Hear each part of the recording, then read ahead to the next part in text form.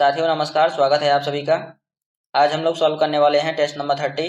और जैसा कि मैंने आप लोगों को बताया था कि यूपी पीसीएस प्री 2022 के लिए पिछले एक वर्ष का करंट अफेयर, जिसमें मंथली करंट अफेयर शामिल किए गए हैं, उसकी पहली वीडियो आप लोगों को कल प्रोवाइड की जाएगी। और इसमें जून 2021 के सभी महत्वपूर्ण करंट अफेयर सम्मिलित किए गए हैं। तो चलिए आज के प्रश्नों की प्रैक्टिस करते हैं। पहले क्वेश्चन पर आ जाइए। पहला क्वेश्चन दिया है, निम्नलिखित में से किस मध्यकालीन शासक ने बाजार नियंत्रण पद्धति लागू की थी? ऑप्शन दिया है अलाउद्दीन खिलजी ने, बलबन ने, फिरोज शाह तुगलक ने या मोहम्मद बिन तुगलक ने। तो बाजार नियंत्रण पद्धति खिलजी वंश के संस्थापक अलाउद्दीन खिलजी ने लागू किए थे। इसने खिलजी वंश की स्थापना 1290 ईस्वी में की थी और यह पहला सुल्तान था जिसने धर्म पर राज्य का नियंत्रण स्थापित किया था। इसने सिकंदर सानी की उपाधि धारण की थी और उसे अपने सिक्कों पर भी अंकित करवाया था। इसने भूमि की पैमाइश करवाई और उसे कर भी वसूला। और यह पहला सुल्तान था जिसने सैनिकों को नगद वेतन दिया था। इसने सार्वजनिक वितरण प्रणाली, जिसे पीडीएस भी कहा जाता है, उसको लागू किया था। इसने एक विभाग की स्थापना की थी जिसका नाम था दीवान ए मुस्तखराज। और मैंने पहले भी बताया था कि इसी ने होम टैक्स और चराई कर लागू किए थे। अगला प्रश्न देखेंगे। तो जैसा कि यहाँ दिया गया है कि अलाउद्दीन खिलजी द्वारा बाजार नियंत्रण या मूल्य नियंत्रण पद्धति को लागू किया गया था। इसने केंद्र में एक बड़ी और अस्थायी सेना रखी तथा उसे नकद वेतन दिया। ऐसा करने वाला वह दिल्ली का पहला सुल्तान था और उस सेना का व्यय बहुत अधिक था। बर्नी के अनुसार यदि इतनी बड़ी सेना को साधारण वेतन भी दिया जाता तो राज्य का खजाना 5 या 6 वर्ष में ही समाप्त हो जाता। अतः अलाउद्दीन ने सेना के खर्च में कमी करने के लिए सैनिकों के वेतन में कमी की, परंतु उसके सैनिक सुविधापूर्वक रह सकें इसके लिए उसने वस्तुओं के मूल्य निश्चय किए और उनकी दरें कम कर दी। आगे देखेंगे। सर्वाधिक जैव विविधता कहाँ पाई जाती है? ऑप्शन दिया है उष्णकटिबंधीय वर्षा वनों में, शीतोष्ण कटिबंधीय वर्षा वनों में, शंकुधारी वनों में या उत्तर ध्रुवीय वनों में। तो आपको पता है कि विश्व में इक्वेटर से 10 डिग्री उत्तर और 10 डिग्री दक्षिण में सर्वाधिक वर्षा पाई जाती है और इस क्षेत्र को उष्णकटिबंधीय क्षेत्र कहा जाता है। तो सर्वाधिक वर्षा कहाँ पाई जाएगी? उष्णकटिबंधीय वर्षा वनों में। आगे देखेंगे। सर्वाधिक जैव विविधता उष्णकटिबंधीय वर्षा वन में पाई जाती है। इस क्षेत्र का विस्तार 10 डिग्री उत्तर तथा 10 डिग्री दक्षिण अक्षांशों के मध्य पाया जाता है।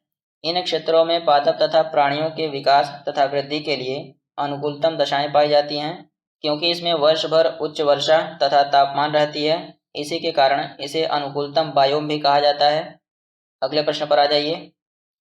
निम्नलिखित कथनों में से कौन सा 8वीं शताब्दी के संत शंकराचार्य के बारे में सही नहीं है? ऑप्शन दिया है उन्होंने भारत के विभिन्न क्षेत्रों में 4 धाम स्थापित किए, उन्होंने बौद्ध धर्म तथा जैन धर्मों के विस्तार पर रोक लगाई, उन्होंने प्रयाग को तीर्थराज का नाम दिया या उन्होंने वेदांत का प्रसार किया। तो शंकराचार्य ने 4 मठ स्थापित किए थे, जिसमें पहला है श्रृंगेरी, जो कि कर्नाटक में है,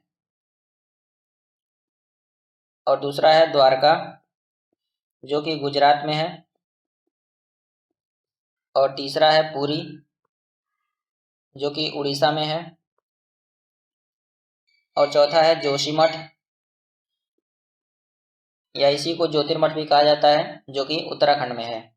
तो पहला श्रृंगेरी मठ है जो कि कर्नाटक में है, और दूसरा गुजरात में है जो कि द्वारका है, तीसरा पुरी जो कि उड़ीसा में है, और चौथा ज्योतिर्मठ या जोशीमठ जो कि उत्तराखंड में है। तो स्टेटमेंट पर आ जाइए। तो इसमें पहला दिया है कि उन्होंने भारत के विभिन्न क्षेत्रों में 4 धाम स्थापित किए थे, तो पहला सही है।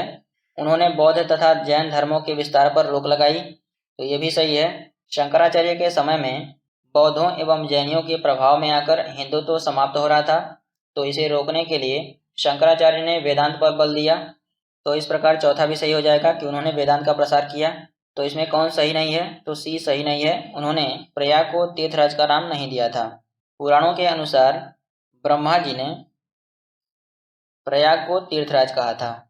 अगला प्रश्न देखेंगे, इसमें वही लिखा है जो मैंने बताया आप लोगों को। निम्नलिखित शासकों में से किसने हर्षवर्धन को पराजित किया था? ऑप्शन दिया है कीर्तिवर्मन द्वितीय, विक्रमादित्य द्वितीय, पुलकेशिन प्रथम या पुलकेशिन द्वितीय। तो पुलकेशिन द्वितीय ने हर्षवर्धन को पराजित किया था।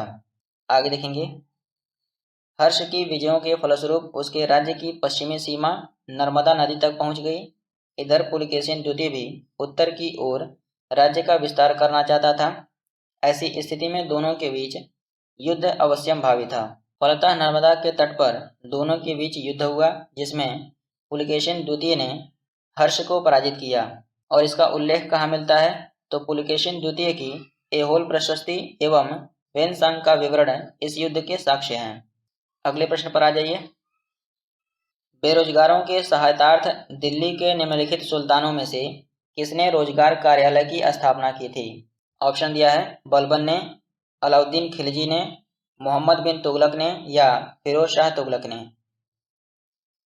तो फिरोज शाह तुगलक एक ऐसा शासक था जिसने रोजगार दफ्तर या कार्यालय स्थापित किए थे। फिरोज शाह तुगलक ने लोक निर्माण विभाग की स्थापना की थी। इसने दीवाने खैरात और दारुल शफा जैसे विभागों की भी स्थापना की थी। फिरोज शाह तुगलक को अपने काल में सबसे ज्यादा नहरों के निर्माण के लिए जाना जाता है। इसने ब्राह्मणों पर जजिया कर लगाया था। और फिरोज शाह तुगलक के काल में ही कुतुब मीनार की चौथी मंजिल, जो कि बिजली गिरने के कारण ध्वस्त हो गई थी, उसने चौथी मंजिल के स्थान पर 2 नए मंजिलों का भी निर्माण करवाया था। तो रोजगार कार्यालय की स्थापना किसने की थी? फिरोज शाह तुगलक ने। अगले प्रश्न पर आ जाइए। निम्नलिखित में से किसमें प्रवाल भित्तियां हैं? पहला दिया है अंडमान और निकोबार द्वीप समूह, दूसरा दिया है कच्छ की खाड़ी, तीसरा दिया है मन्नार की खाड़ी और चौथा दिया है सुंदरबन। नीचे दिए गए कोड का प्रयोग कर सही उत्तर का चयन करना है। ऑप्शन दिया है केवल 1, 2 और 3 सही है, केवल 2 और 4 सही है, केवल 1 और 3 सही है या उपरोक्त सभी सही है। तो प्रवाल भित्तियां अंडमान निकोबार द्वीप समूह, कच्छ की खाड़ी और मन्नार की खाड़ी में पाई जाती हैं, जबकि सुंदरबन में नहीं पाई जाती हैं। तो इसका उत्तर हो जाएगा 1, 2, 3। आगे देखेंगे,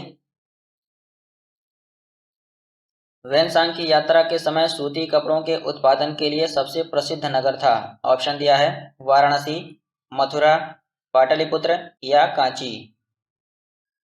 तो वेनसांग की यात्रा के समय सूती कपड़ों के उत्पादन के लिए सबसे प्रसिद्ध नगर मथुरा था।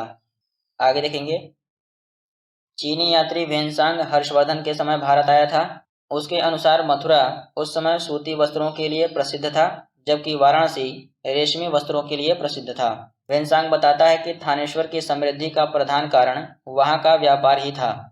बाण ने थानेश्वर नगरी को अतिथियों के लिए चिंतामणि भूमि तथा व्यापारियों के लिए लाल भूमि बताया है। यहाँ के निवासी अधिकांशतः व्यापारी थे जो विभिन्न वस्तुओं का व्यापार करते थे। उज्जैनी तथा कन्नौज भी इस कार्य में आर्थिक दृष्टि से अत्यंत समृद्ध थे। अगले प्रश्न पर आ जाइए।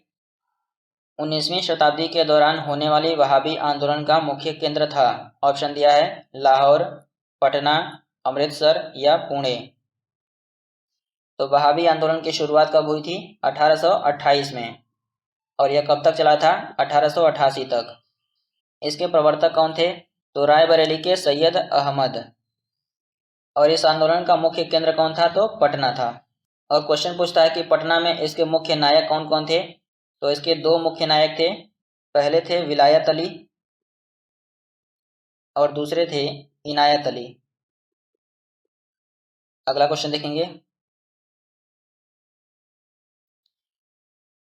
निम्नांकित कौन सा कथन सिक्किम के संबंध में सही है? पहला दिया है 1975 में भारत का अभिन्न अंग बन गया था। दूसरा दिया है इसे वनस्पति शास्त्रियों का स्वर्ग माना जाता है। और तीसरा दिया है इसके मुख्य निवासी लेप्चा लोग हैं। ऑप्शन दिया है केवल 1 सही है, 1 तथा 2 सही है, 2 तथा 3 सही है या उपरोक्त सभी सही है।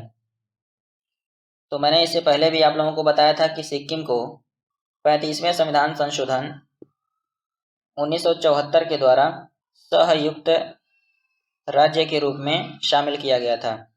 और 36वें संविधान संशोधन 1975 द्वारा सिक्किम को 22वें राज्य के रूप में भारत का अभिन्न अंग बनाया गया। तो पहला वाला सही हो जाएगा। इसे वनस्पति शास्त्रियों का स्वर्ग माना जाता है, यह भी सही है। और इसके मुख्य निवासी लेप्चा, भूटिया और नेपाली लोग हैं। तो तीनों ऑप्शन सही हो जाएगा। इसका उत्तर है विकल्प डी। अगला क्वेश्चन देखेंगे। दिल्ली सल्तनत का सर्वाधिक विद्वान शासक जो खगोल शास्त्र, गणित एवं आयुर्विज्ञान सहित अनेक विद्याओं में माहिर था। ऑप्शन दिया है इल्तुतमिश, अलाउद्दीन खिलजी, मोहम्मद बिन तुगलक या सिकंदर लोदी। तो दिल्ली सल्तनत का एकमात्र शासक जो सर्वाधिक विद्वान था वो था मोहम्मद बिन तुगलक।